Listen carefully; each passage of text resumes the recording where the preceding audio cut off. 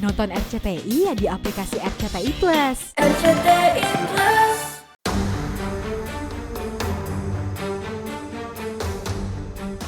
Sidang cerai Ririn Dwi Ariyanti dengan Aldi Bragi kembali digelar di Pengadilan Agama Jakarta Selatan kemarin siang. Dalam sidang yang beragendakan kesimpulan itu, Ririn dan Aldi tak bisa hadir. Mereka diwakili oleh kuasa hukum masing-masing. Yang menarik di dalam sidang kesimpulan, sejumlah fakta yang selama ini menjadi perbincangan netizen seolah tak terbantahkan. Seperti sudah diduga, faktor ekonomi menjadi alasan utama yang membuat Ririn mengajukan gugatan cerai terhadap sang suami. Setidaknya majelis hakim menyimpulkan bahwa selama 11 tahun pernikahan, Aldi tak mampu membuktikan bahwa dirinya punya penghasilan tetap. Padahal sebagai kepala keluarga, Aldi yang seharusnya menafkahi anak istrinya. Lalu benarkah selama ini Ririn menghidupi suami, anak-anak, dan anak sambungnya Adira dari honornya main sinetron dan menjadi endorse sejumlah produk? Panjang proses persidangan, Aldi telah gagal membuktikan bahwa dia memiliki penghasilan tetap. Berbeda dengan Ririn, yang bisa membuktikan kalau Ririn memiliki sumber penghasilan tetap. Hal ini sangat penting bagi pertimbangan hakim. Isu menyatakan bahwa Ririn jumawa dan lain sebagainya itu tidak. Kan kita memang sudah mengetahui Ririn memang sudah memiliki kemampuan finansial yang baik bahkan sebelum menikah. Pas pacaran aja dia sudah menanggung kehidupan dia pribadi kan. Jadi nggak ada kayak rumah sudah punya dia sendiri sebelum ada perceraian ini gitu kan. Bahkan sebelum pernikahan. Selain tak punya penghasilan tetap, Aldi yang pernah menjadi vokalis band Bragi juga tak bisa memenuhi kebutuhan primer lainnya seperti rumah yang aman bagi anak istrinya. Di persidangan terungkap, rumah yang ditempati Aldi, Ririn, dan anak-anak adalah rumah yang dibeli dari hasil kristalisasi keringat Ririn saat ia masih lajang. Pemeran cinta dalam sinetron Ada Apa Dengan Cinta The Series itu sudah punya rumah dan mobil mewah sebelum ia menikah dengan Aldi yang saat itu berstatus duda satu anak. Lalu benarkah karena kasihan pada ayah anak-anaknya yang tak punya penghasilan tetap, Ririn sengaja tidak menuntut harta gono gini dan uang mut'ah selama masa idah? Satu hal lagi yang penting adalah mengenai rumah tinggal. Ririn sudah memiliki rumah tinggal dari sejak sebelum dia menikah. Bahkan yang sekarang ditinggali oleh mereka bersama itu adalah rumah Ririn. Tapi tentu kalau keputusan sudah jatuh, maka itu harus dipenuhi. Harus. Karena Aldi kan harus keluar Ririn, dari kan? rumahnya Ririn, itu rumah Ririn. Iya. Ya, jadi pemohon harus sangat menyadari hal itu gitu ya. Pemohon kan pasti punya harga diri dong gitu. Masa udah putusan masih juga ngotot di rumah. Mengenai nafkah tentang anak-anak itu harusnya ada ya. Iya. Tetapi hingga tadi ya, memang kan itu juga memang harus suatu hal yang diajukan, termasuk juga idah dan mut'ah yang menjadi hak dari termohon yang sudah berulang kali diingatkan juga oleh majelis hakim. Tetapi sampai tadi ternyata belum pernah ada kami sudah tanyakan kepada klien kami dan kami juga berkomunikasi dengan kuasa hukumnya, sama sekali tidak ada dibahas oleh pemohon. Dari situ kita bisa melihat ya seberapa jauh karakter tanggung jawabnya dia gitu. Tentang isu perselingkuhan Ririn dengan pria idaman lain yang mengarah pada sosok Jonathan Frizzy alias Ijong sama sekali tidak disinggung dalam nota kesimpulan majelis hakim. Kuasa hukum Ririn justru menyebut bahwa isu itu adalah fitnah yang disebarkan untuk menutupi kekurangan pihak tergugat. Sekarang mengenai fitnahan, mengenai hasutan, mengenai tuduhan-tuduhan yang selama ini beredar ya. Selama proses persidangan itu tidak ada. Ya, tidak pernah ada pembuktian mengenai hal itu. Dan tidak pernah juga ada pembicaraan mengenai hal itu. Ya. Jadi dalam ini sudah terbantahkan bahwa memang tidak pernah ada mengenai hal itu, bahwa itu adalah merupakan suatu fitnah.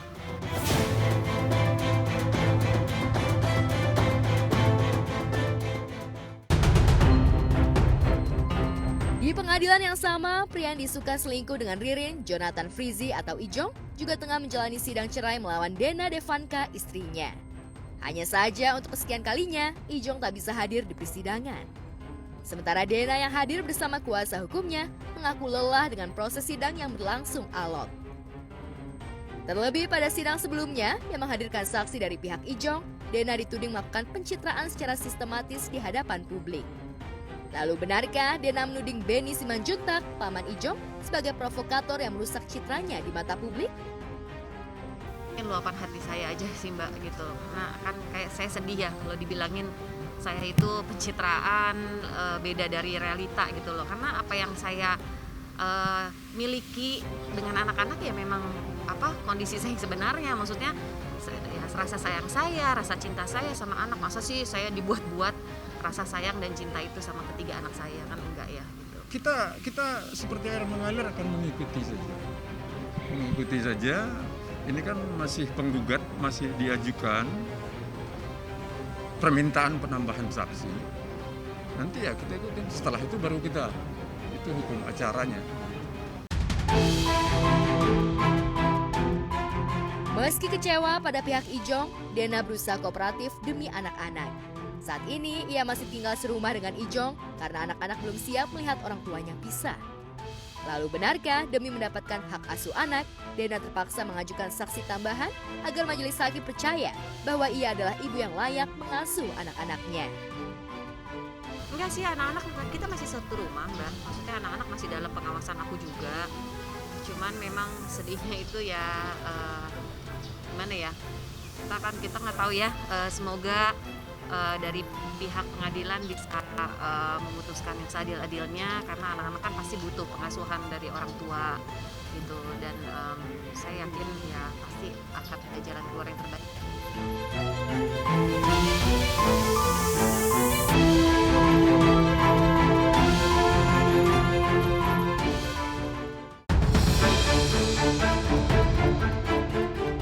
Di Pengadilan Negeri Jakarta Pusat, kasus narkoba yang menahbiskan pasangan Nia Ramadhani dan Ardi Bakri sebagai terdakwa kembali disidangkan.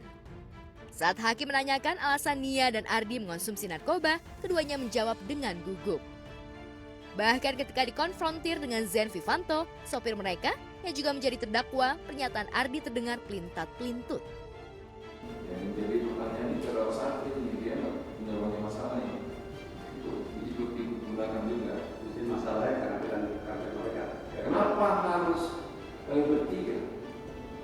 Kenapa tidak berdua saja?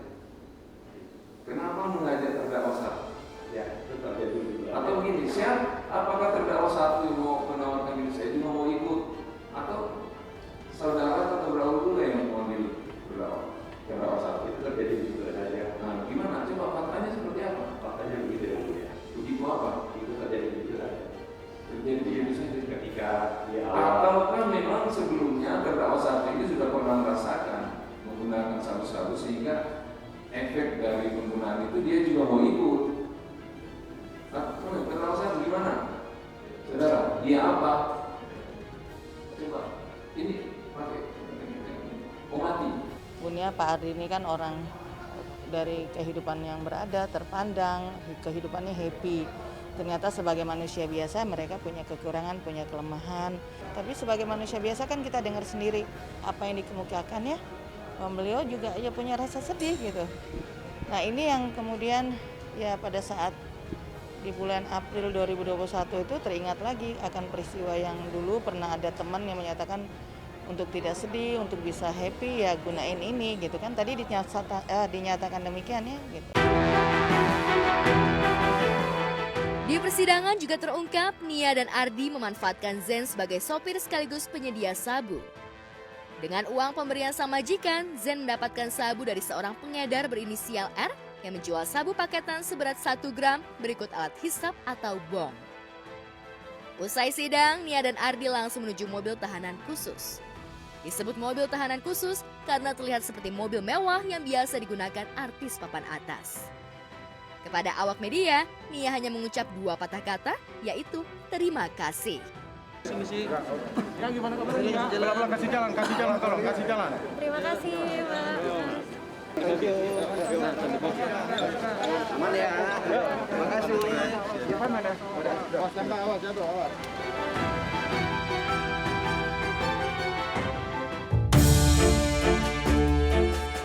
Mendekam di tahanan sejak Juli lalu, kini sudah 5 bulan Nia dan Ardi menjadi pesakitan. Mereka juga sudah selesai menjalani rehabilitasi selama 3 bulan. Karena berhasil membuktikan bahwa kliennya adalah pengguna narkoba, Ode Nur Zainab yakin pada sidang berikutnya, jaksa penuntut umum akan menuntut kliennya dengan pasal penyalahgunaan narkotika yang hukumannya ringan dan seringkali berakhir dengan hukuman rehabilitasi. Jadi teman-teman sepanjang sidang kan teman-teman sudah melihat, sudah mendengar langsung bahwa beliau bertiga ini kan adalah pengguna. Sementara norma dalam undang-undang itu pengguna atau penyalahguna narkoba itu adalah korban daripada pengedaran narkotika itu sendiri. Tapi mereka kan mengorbankan dirinya sendiri. Sehingga apa? Harus direhabilitasi, normanya begitu di dalam undang-undang. Wajib direhabilitasi. Dan mereka kan sudah menjalani rehabilitasi. Jadi perintah undang-undang sudah dijalankan.